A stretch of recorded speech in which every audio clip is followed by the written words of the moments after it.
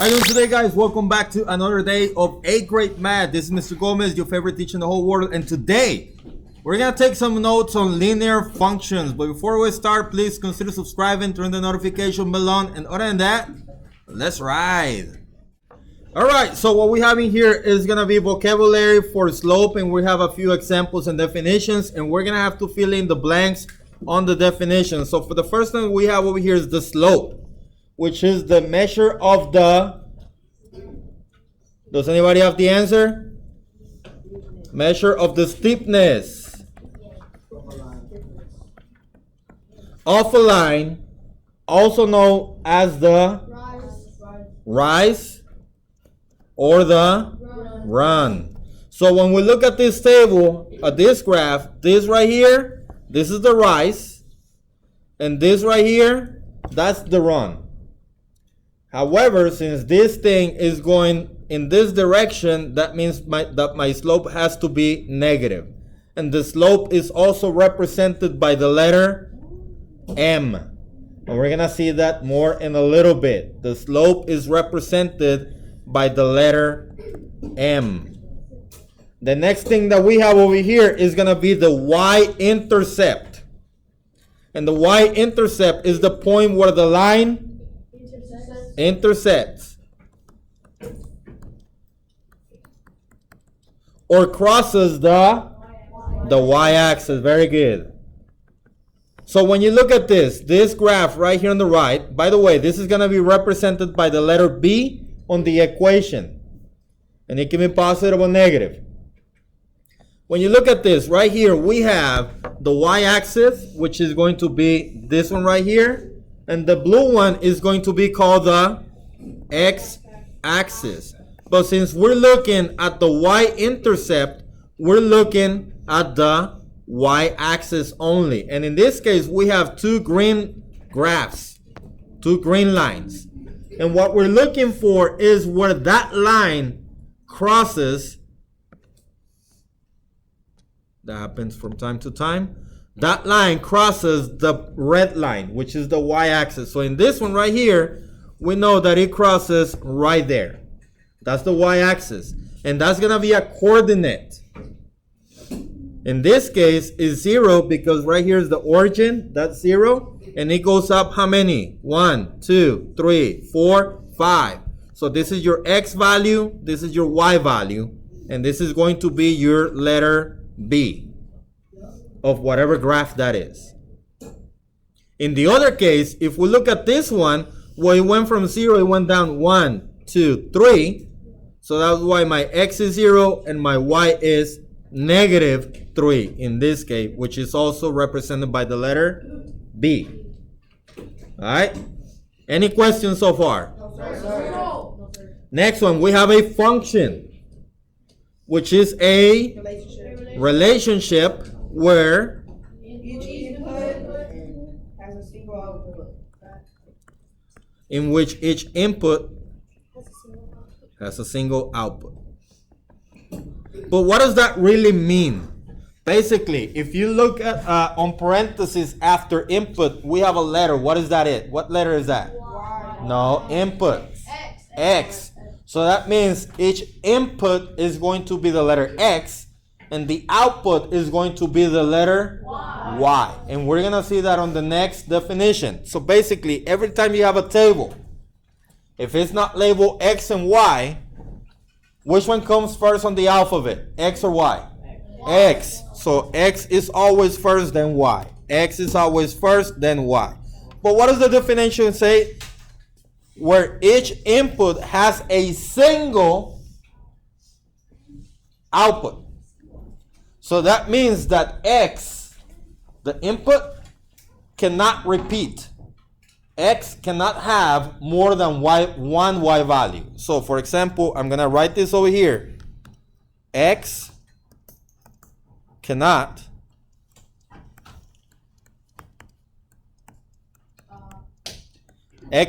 repeat.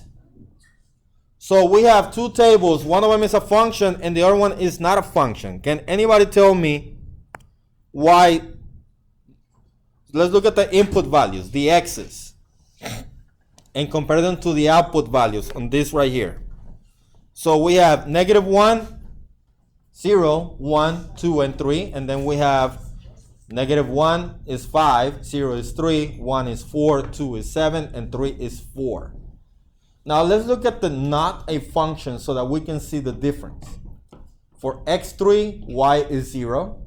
For x4, y is 7. For x5, y is 10. For x4, y is 14. And for x10, y is 25. What is the difference on those two tables? Why is this not a function? And I said over here in red, what does that say? X cannot repeat. If we look at the one that is not a function, does x repeat anywhere? Yeah. Which one? Four. There's two 4s with different values. That's why it's not a function.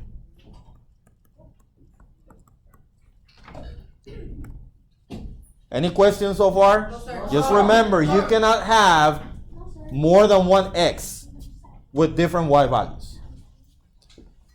Next one. We have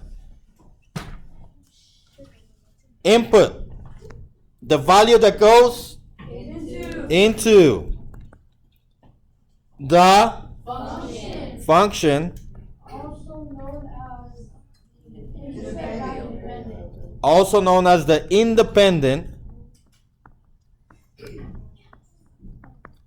or x.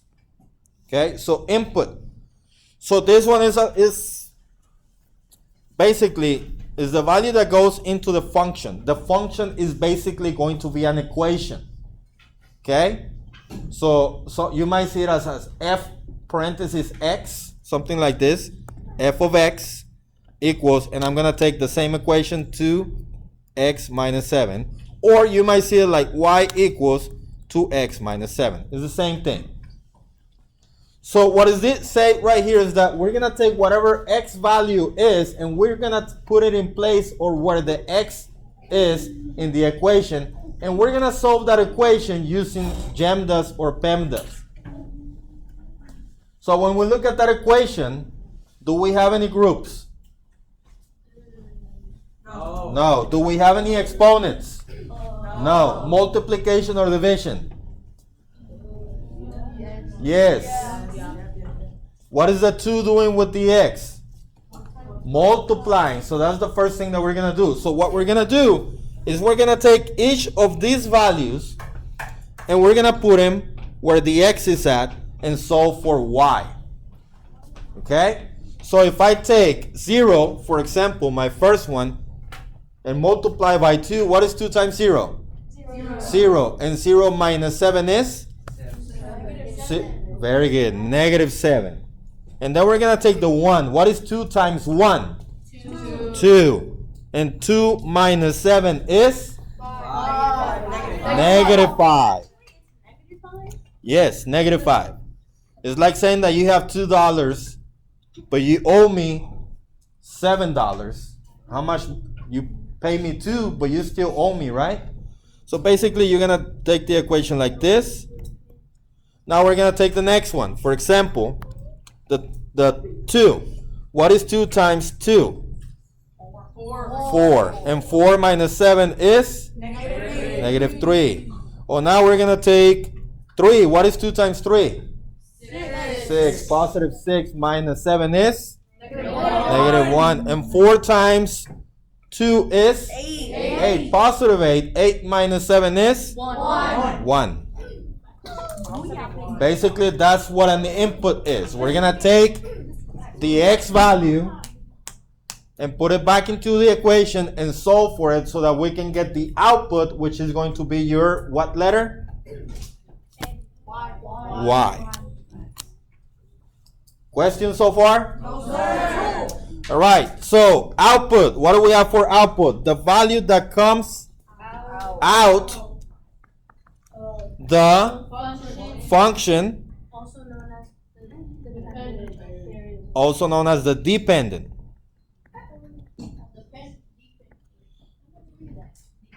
So basically, X is independent and Y is going to be dependent because Y depends on X. If you don't have an X value, then nothing is going to happen to Y. So you have to have an X value in order for something to happen to Y. So this is your X, this is your Y. And then we have a graph, a diagram that represents, everybody got that? Very good. Data or values in an organized manner. And then we have an example next, right there. Now let's look at the example again. Remember how I showed you earlier on the input one that you can write it f of x equal or y equals is the same thing. So basically right here we have f of x equals negative 2x plus 2. So this is the same thing as y equals. Now, the form of the equation is y equals mx plus b. And just a little more information right here. This right here is your m, and this right here is your b on the equation. And what was b again? From the first column that we did. Yes. What is b? Y-intercept. What is m? Yes. Slope.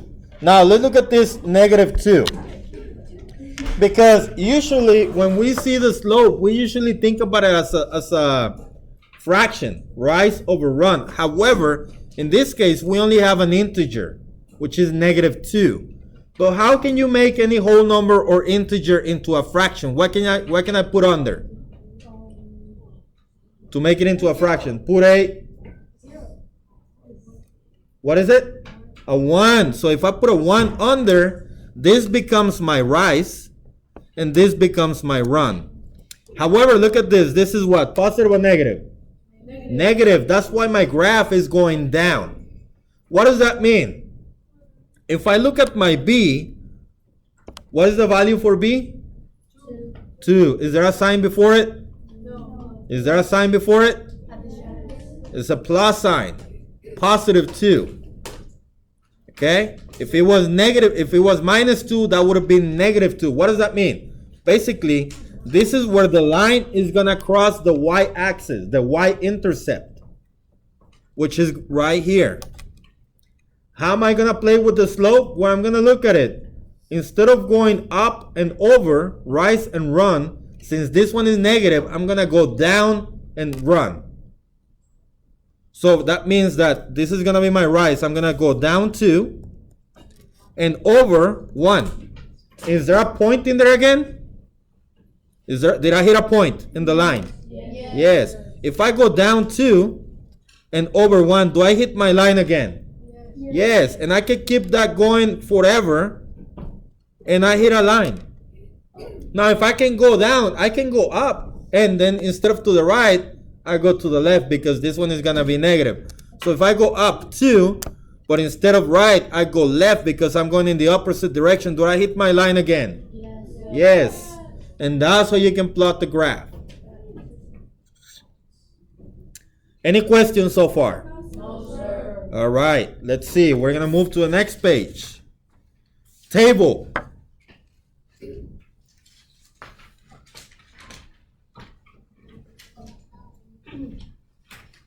Table. Does anybody got the answer? No.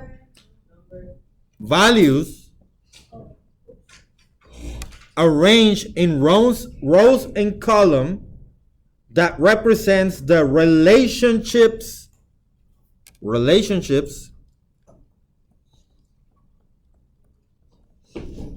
between variables.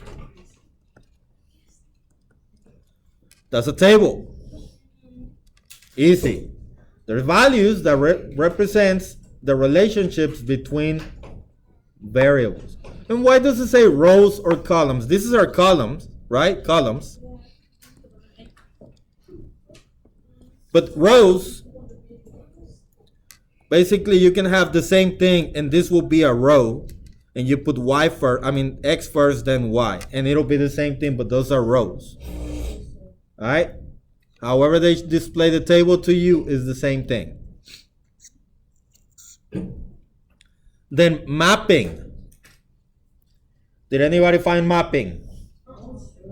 Not mapping the floor, but mapping like on a map. Okay, mapping is a diagram used to show which inputs values produce which, what do you think it's going to say? Outputs. Values in a mathematical relationship.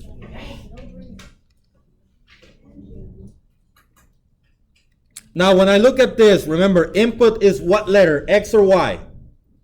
Look at your notes. X. So this is your X, and outputs is the Y. So when you will look at this, we're going to be asked to find whether this map is a function or not. And what do we know about functions? The X cannot repeat. So let's look at the X values.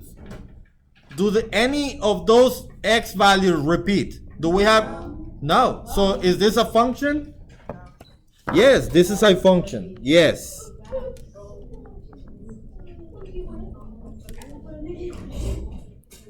This is a function. However, if I, let's say, add another 3 right here and tell you that 3 is also 2, will that be a function? No. No, because X had repeated and X cannot repeat. All right? Facts. So in this case, it is a function. You can only have one single X for every Y value. Now, next one. Order pair. A pair of two elements in the form that are used to locate a point on a graph. In a form X, Y. This is called an ordered pair or a point in the coordinate plane. Okay? This is going to be a point on a graph. So basically, the first number is going to be the what? Your X. And the second number is going to be your what? Y. All right? Questions so far? Yes, sir. All right.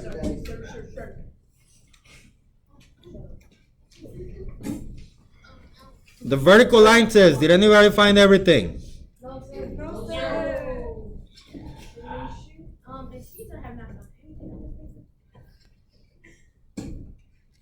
Vertical line test is a method that is used to determine whether a given point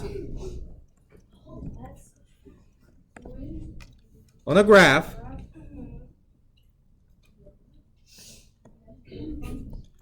is a function or not. So whenever you're given a graph, and we have two examples, one of them is a function and the other one is not a function. The vertical line test, again, vertical lines go like this, up and down, and horizontal, when you look out, you're looking at the horizon, right? At the horizon, that means is the horizontal, and it's the x-axis. We're looking at the vertical line test just like the y-axis, standing up and down. So for example, this is my graph. This is my y-axis, and this right here is my x-axis. So to do the vertical line test, let's go ahead and look at the first one. The first one, the blue line is the actual graph, and a vertical line is the line standing up from top to bottom. So when you draw a line anywhere on the graph and it only touches the blue line only one time, then it is a function. However, if we look at the second graph that says not a function, that blue line is very squiggly. If you draw a vertical line test right there, well, that will only touch it one time. If you do it over here, it'll only touch one time. But in this case right here, it touches how many times? 1, 2, 3. So it touched the value of x has 3 different y values, and we don't want that. That's why it's not a function, because it touches how many times again? 3. 1, 2, 3. All right, let's look at the next one. It says slope intercept form. The equation of a straight line in the form y equals mx plus b, where m is the slope, which is the rise or run, and b is the slope of the line, and b is the y-intercept. So for example, we have these examples right here. Y equals m is the slope, b is the y-intercept. So in the equation, y equals 3x minus 5. That means that the slope is going to be 3, or you can also write it as 3 over 1. So this will be the rise, and this will be the run. And the y-intercept is going to be actually -5. So that means that where the line crosses the y-axis is going to be somewhere over here at -5, and it's just going to go up 3 over 1. That's the next point. Up 3 over 1. That's the next point. Any questions on this one? The run is either you're gonna move from left to right, okay? The rise is up and down, and the run is left and right. And we talked about this earlier in the video. Now let's look at independent variable. Independent variable. It is a variable that does not depend on any other variable for its value, also known as the input or the x value. So the x is always going to be independent. So whenever we have a table or anything like that, if we want to put in a value for x and solve for the equation, let's say my value for x is 2.